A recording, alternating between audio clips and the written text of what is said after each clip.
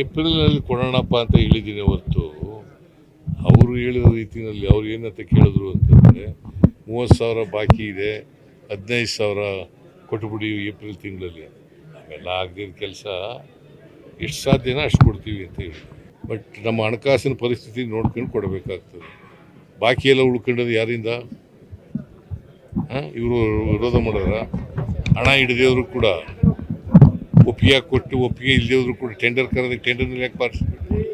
ಬಜೆಟ್ನಲ್ಲಿ ಹಣ ಹಿಡ್ದೇನೆ ಟೆಂಡರ್ ಕರೆದುಬಿಟ್ಟು ಗುತ್ತಿಗೆದಾರರು ಪಾರ್ಟಿಸಿಪೇಟ್ ಮಾಡಿ ಅದು ಅಂತಿಮ ಮಾಡಿಬಿಟ್ರು, ಕೆಲಸ ಶುರು ಮಾಡಿಬಿಟ್ರು. ಪೆಂಡಿಂಗ್ ಬಿಲ್ಸ್ಗಳು ಜಾಸ್ತಿ ಆಗೋದು. ನಾವು ಹೊಣೆನ ಅದಕ್ಕೆ? ನಮಗೆ ಕೊಡಬಾರ್ದು ಅಂತಲ್ಲ, ಹಣಕಾಸಿನ ಪರಿಸ್ಥಿತಿ ನೋಡ್ಕೊಂಡು ಕೊಡ್ತೀವಿ. ಈ ಲಂಚ ತಗೊಳ್ಳೋನು ಅಪರಾಧಿ ಅಲ್ಲ, ಲಂಚ ಕೊಡೋನು ಅಪರಾಧಿನೇ ಅಲ್ವಾ? ಕಮಿಷನ್ ಯಾರು ಕೊಡಬಾರ್ದು, ನಾವು ತಗೊಳ್ಳಲ್ಲ ಯಾರು. ನಾನು ಇವತ್ತಿನವರಿಗೆ ಪರ್ಸೆಂಟೇಜ್ ಆಗಲಿ ಬಿಲ್ ಹಣ ಬಿಡುಗಡೆ ಮಾಡೋಕ್ಕಾಗಲಿ ಇವತ್ತಿನವರಿಗೆ ದುಡ್ಡು ಕೇಳಿದೆ.